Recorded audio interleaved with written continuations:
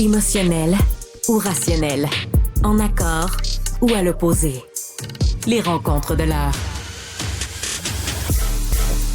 On retrouve l'animateur de Prends pas ça pour du cash, Philippe Richard Bertrand. Bonjour Philippe Richard. Salut, ça va bien? Ah là, je suis tellement déçu. Là. Je t'avais vu hier en personne dans le studio. J'ai dit la grande visite. Mais non, mais c'est correct. On aime ça, nos habitudes aussi. On dirait qu'il y a comme un échange. On s'est habitué à ça, à bien des égards. Ben, moi, en tout cas, avec toi. Mais même en société, on a considéré la rencontre par Zoom, en FaceTime. C'est un des beaux gains de la crise de la pandémie, à mon sens. Ma mère accepte très bien. Ma mère, qui a 93 ans, fait du FaceTime encore aujourd'hui. Elle a de la misère de plus en plus parce que les pitons sont trop petits, mais c'est fantastique. Et là, ce matin, tu veux me parler, parce que quand on parle de santé, moi, je pense à ma mère, elle a 93 ans, elle a toujours des enjeux, bien sûr. Santé numérique, les fonctionnaires québécois qui sont forcés de travailler en anglais, ça a fait sursauter bien du monde. Oui, mais tu sais, moi, je fais de la business à l'international. J'ai pas trop de problématiques pour plein de raisons. J'ai gradué de l'Université McGill. Donc, tu sais, depuis que je travaille en technologie de l'information, je suis habitué de travailler en anglais. Là. Puis moi, ça me froisse pas. Je peux comprendre que ça peut froisser des gens. Où ça vient me chercher, c'est que on a une police de la langue au Québec, OK, qui est l'Office de la langue française. C'est vraiment une police. Là. Quand la police de la langue débarque dans une PME, puis moi, ça m'est arrivé dans mon passé qui sont débarqués, puis là, ils regardent, admettons, la bibliothèque des livres, OK, sur des plateformes technologiques. Puis ils disent, Philippe, M. Bertrand, ce livre-là, il est en anglais. Il faudrait avoir une copie en français. Puis là, je leur disais, moi, ouais, mais vous comprenez que la version anglaise est 90 $, puis la version française du même livre, OK, un est publié 2 ans après, après la version anglaise, et coûte 140 $. Alors, je dis, vous comprenez que ça remplace toute ma bibliothèque. Puis nous, on a vérifié avec nos propres employés. Ce ne sont pas vos employés, ce sont mes employés. On a vérifié, puis ça ne leur dérange pas. Mais quand même, tu sais, petite note, vous avez tant de jours pour changer la bibliothèque. Après ça, ils sont tombés dans mes claviers. Ils m'ont fait changer 90 claviers au bureau parce que les claviers étaient en anglais. Mais tu comprends que quand tu programmes, tu es un programmeur, là. Tu n'as pas besoin des accents aigus. Ça n'existe pas dans le langage de programmation. Alors, j'espère juste que la police de la langue française, qui fait suer énormément les PME du Québec, va avoir la même rigueur, les mêmes punitions avec le ministère de la Santé. Là. J'espère qu'ils vont tout faire changer ça. Là. Ben, d'autant plus qu'ici, Philippe Richard, il faut quand même convenir que, bon, tu as une entreprise extrêmement spécialisée, j'imagine, qui travaille en anglais chez elle, mais elle doit quand même embaucher un représentant de ses services dans un pays où elle fait affaire, puis on peut s'attendre à ce que le service soit prodigué en anglais, que certains tableaux d'instruction, que certaines pratiques soient en anglais ou des outils soient en anglais. Bon, c'est peut-être possible. Mais c'est vrai qu'ici, dans ce cas-ci, le personnel qui participe aux réunions avec cette entreprise-là peut effectivement dire, ben là, moi, je comprends pas. Ça se peut que quand tu sois infirmier ou infirmière, que tu ne maîtrises pas l'anglais. C'est possible, ça. Oui, et puis, pour ton information, c'est ton droit. Encore une fois, là, moi, j'habite au Québec, je suis né au Québec, je vais défendre la langue française, mais je vais toujours très bien cohabiter avec l'anglais. Moi, je vais juste dire que si la même histoire qui se passe au ministère de la Santé en ce moment arriverait dans une PME, OK, bien en vue du Québec, là, tu sais, qu'il y a des profits qui payent ses taxes, ses employés sont contents, là. Je te parle pas d'une affaire qui va pas bien puis que tout le monde se chicane, là. La police de la langue française aurait des très longues dents, OK? Puis tu sais, ça serait des pénalités, des amendes, des mesures correctives. Bien sûr. Je veux juste voir le ministère de la Santé se faire verser ou avoir la même médecine, OK? Au plutonium que la police de la langue au plutonium. Tu y vas pas de même. Non, mais Pierre, ils sont extrêmement agressifs avec les PME du Québec. Moi, j'entends des histoires de compagnies technologiques à tous les semaines. On se parle de ça entre entrepreneurs quand ils débarquent. C'est pas le fun. Donc, je veux juste m'assurer que dans un ministère du gouvernement du Québec, au Québec, il y a la même médecine. Puis que là, le ministre n'a pas appelé le président de la police. En disant, laisse-nous tranquille un peu, là. Vas-y, parce que tu comprends que c'est une nomination politique, là. Ça, au QLF, là, c'est une grosse nomination politique, le président et ou la présidente qui est là. Mm-hmm. Donc, je veux juste être sûr qu'il n'y a pas eu des communications en sous-marin de dire « vas-y, mollo », parce qu'ils ne sont pas tendres envers les PME.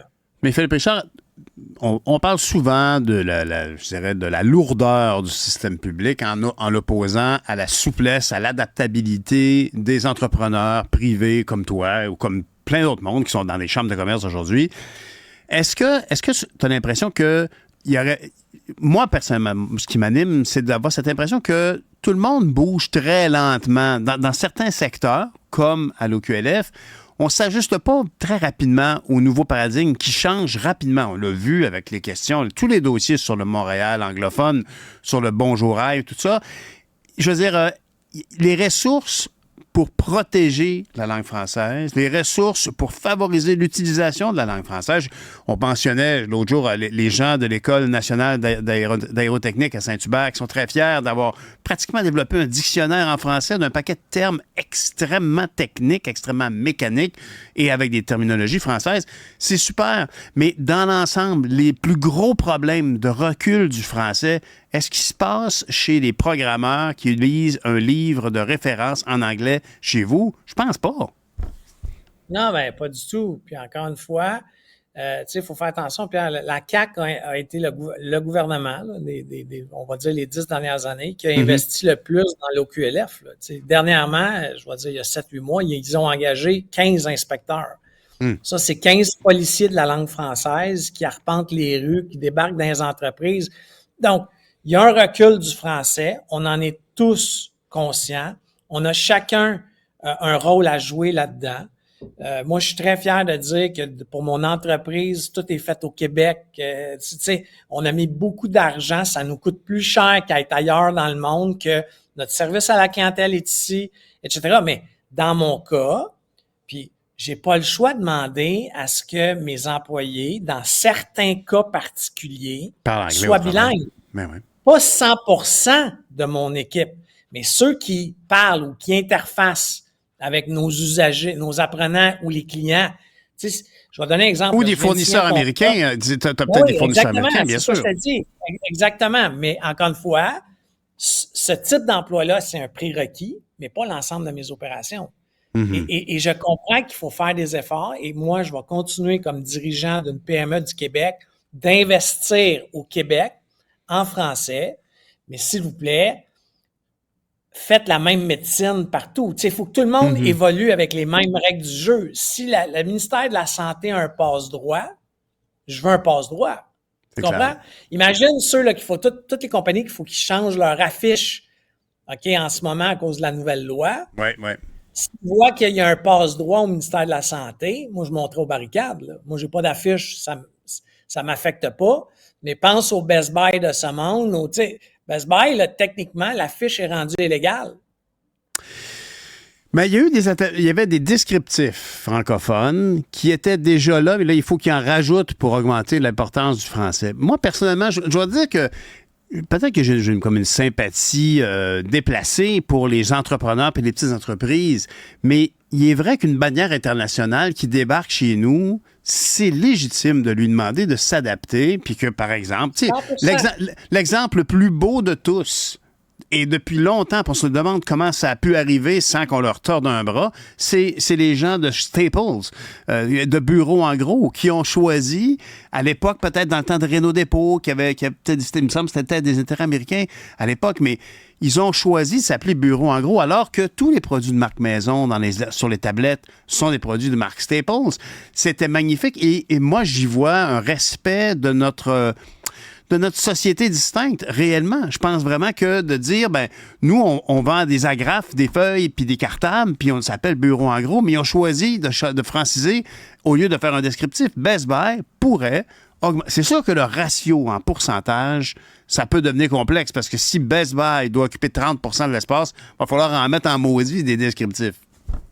Mais encore une fois, j'ai aucun problème. Puis au même titre que si moi j'ouvre un bureau en Espagne, je vais vouloir respecter l'espagnol parce que je débarque en Espagne. La seule petite nuance que je t'amène, Pierre, c'est qu'on a laissé Best Buy se bâtir. Tu sais, une affiche, là, ça coûte 50, 60 000 $. de faire la fiche lumineuse sur une bâtisse. Mm-hmm. Et là, on va leur dire, tu as jusqu'à telle date pour la changer. Alors, est-ce qu'ils doivent la changer? Oui, parce qu'ils sont au Québec. OK, ça j'ai pas de problème. Mais donne-leur 5 ans. Oui, ça, je suis d'accord avec toi, bien sûr. Puis le nouveau joueur qui arrive, lui, impose-lui tout de suite. Il n'a pas bien bâti ses magasins, tu comprends? C'est juste dans des nuances, mais en leur imposant qu'il faut qu'ils changent ça dans 1 an. OK? En ce moment, il y a plusieurs de ces bannières-là, multinationales, là, qui se battent pour leur survie. Là. Ça va pas bien chez Best Buy. Là. Pensez pas que l'argent coule à flot. T'as raison. Oui, d'ailleurs, on se rappelle que leur concurrent et puis frère siamois a disparu, le Future Shop, qui était le concurrent de Best Buy. Ça donne une idée qu'il n'y avait pas de place pour 2 joueurs dans le marché à ce moment-là. Là.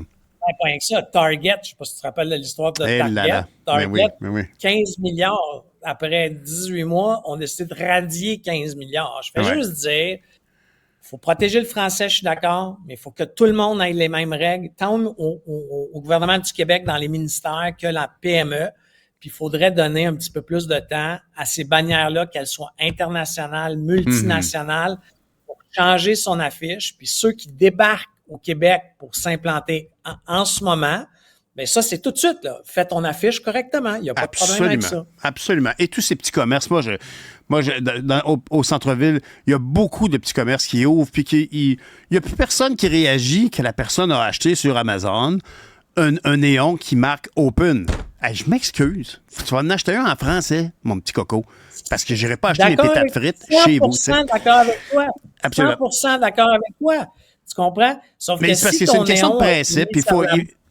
C'est une question de principe, puis il faut les avoir bien imprimés en nous, savoir qu'on va maintenir cette ligne-là. Puis tu as raison de le voir sur le long terme. Laisser du temps aux gens pour modifier leurs enseignes et établir tout de suite les normes quand quelqu'un arrive avec une nouvelle affiche. Je suis bien d'accord avec toi. Par contre, parce qu'on parle beaucoup de ces gens-là qui appliquent un peu de façon cyclopéenne des lois, puis qui sont pas très, très souples et adaptatifs. Tu as lu dans le Journal de Montréal qu'il y a des grands bonzes de notre fonction publique qui gagnent beaucoup d'argent que nous leur octroyons comme salaire. Oui, en fait, mon co-animateur de Prends pas ça pour du cash, Francis Gosselin, a écrit un article aujourd'hui dans le Journal de Montréal par rapport à les millionnaires de l'État québécois. Il faut se rappeler aussi que Francis anime le show du retour à Cube Radio à tous les jours. Mais c'est là où des fois, je pense que c'est pour ça que moi et Francis, on fait, je pense, un bon show, c'est parce qu'on n'est pas toujours d'accord. Tu sais, honnêtement, moi, ça me dérange pas que des mandarins de l'État québécois touchent des salaires faramineux. Je pense qu'il faut... Parce que si tu veux les meilleurs, ces gens-là vont se faire offrir des salaires gigantesques dans le privé. Donc, si tu les veux, il faut que tu sois prêt à les payer. Exactement. Donc, moi, je pense qu'il faut que tu regardes, prenons la SAQ, la Société des alcools du Québec, il faut que tu regardes un comparable dans le monde, combien ferait le président ou la présidente dans une autre Société des alcools d'une autre province. Regardons la LCBO en Ontario, puis tu fais un comparatif. Tu peux pas le payer moins que la LCBO. Ça, il n'y a pas de problématique. Par contre, où je crois que Francis a raison, c'est quand la Caisse de dépôt vient débaucher un vice-président dans une autre société d'État ou Hydro-Québec qui va chercher un dirigeant de la Caisse de dépôt et que là, on lui donne un bonus de signature, qu'on lui donne... en fait, c'est... un bonus de signature, pour moi, c'est pas tant problématique que de donner des bonus au rendement quand il n'y en a pas. Parce que quand tu vas chercher les meilleurs... Moi, je le vois comme un investissement. Si tu décides, par exemple, d'avoir une SAQ qui va être très belle parce que ça va attirer des gens ou avoir des employés bien payés parce qu'ils sont motivés puis ils vont bien conseiller la clientèle ou choisir une affiche bien particulière pour être vue, c'est un investissement. Alors, si tu investis dans la direction pour avoir le meilleur qui va amener la société publique que nous payons tous plus loin puis être plus rentable, c'est correct. Mais si on leur donne des bonus alors qu'ils ont fait des années pas bonnes, ça, c'est inacceptable. Puis on l'a déjà vu, ça. Oui, mais Pierre, faut que tu fasses attention. Ça, j'ai déjà eu des débats enflammés avec Benoît Dutrisac là-dessus. Là. Mon père, moi, il a été un redresseur d'entreprise. Sa job, c'était d'arriver pour couper du monde. Bon, c'est pour ça qu'il s'est fait appeler aussi l'abrasif pendant plusieurs années par le soleil. C'est son surnom. Mais je fais juste dire que c'est moi, je suis embauché pour aller faire le ménage dans une compagnie. Tu comprends que je vais mettre du monde dehors, il va y avoir de la décroissance. Ce travail-là va être très dur. Je vais peut-être demander un bonus, malgré qu'il y a de la décroissance, parce que ma job, c'est d'offrir des emplois. Tu comprends? Oui, dans cette optique-là, je comprends. Oui, mais quand même, honnêtement, là, oui, je comprends. Mais d'ailleurs, c'est un critère d'embauche. Si tu embauches une personne avec cet objectif-là, ben c'est une réussite. S'il a réussi à diminuer les marges, tout ça, tant mieux. Ou à les augmenter. Mais on se comprend. Là. Ce que je veux dire, c'est que si c'est ça le critère d'emploi, la job, ben, c'est correct, il est payé au rendement, tu sais. Si on les prend vite, là, puis je suis pas un expert dans ça, je fais juste dire, prenons la SAC. Là. La SAC, il y a une décroissance des ventes. La Société des alcools, là, les gens boivent moins. Le sans-alcool est en augmentation fulgurante. On peut pas demander au président, M. Farcy, que son salaire soit lié aux ventes. Tu comprends? Ouais. Alors, il faut que tes lits soient à « je contrôle la décroissance ou je contrôle la profitabilité malgré la décroissance ». Je comprends ce que tu dis, bien sûr. Mais je veux dire, regarde, on n'est quand même pas, là, aujourd'hui, on a des algorithmes qui calculent tellement tout, on est quand même capable de dire à l'embauche, cette personne-là, on lui octroie ce salaire-là, ses objectifs, c'est ça. Puis ça se justifie, honnêtement, là, dans le franc-parler qui caractérise, mettons, M. Fitzgibbon, je m'attends à ce qu'il puisse dire, écoutez, c'est pour ça qu'on a embauché cette personne-là, on a pris la meilleure pour faire la job, et ça peut être une job de rétrécir les activités d'une entreprise ou une autre. Je suis bien d'accord avec toi, mais je veux dire, dans le cas de la SAC, par exemple, si les ventes sont à la baisse, c'est prévisible puis qu'on a bien géré la décroissance, ben c'est positif aussi. C'est bien du travail bien fait. Je t'explique, mais tu sais, le conseil d'administration là, je veux pas pas que les gens pensent que je tape ça à SAC, là. Je fais juste dire que le conseil d'administration de la SAC, il y a du monde compétent, là. Faut arrêter de dire que dans les sociétés d'État, nos fonctionnaires, c'est tous des clowns, puis que c'est tous des, tu sais, il y a un conseil d'administration qui a donné des objectifs au président de la SAC, puis il va être bonifié en fonction de ces objectifs-là. Voilà. Puis ni toi ni moi, on a vu son contrat d'emploi, puis les Québécois non plus. Donc, on peut pas dire, hey, il y a eu un bonus. Pour avoir un bonus, là, même dans une société d'État, il y a eu plusieurs signatures qui autorisent le bonus. Alors, je fais juste dire que il n'a pas volé cet argent-là, il a travaillé. Il ne faut pas tomber dans une chasse aux sorcières. Il ne faut pas tomber dans la chasse aux sorcières de façon permanente. Je comprends. Philippe Richard, tu es un homme tout en nuances, à l'image de ta barbe. C'est magnifique, en ton de gris. Salut, monsieur. Merci beaucoup. À demain.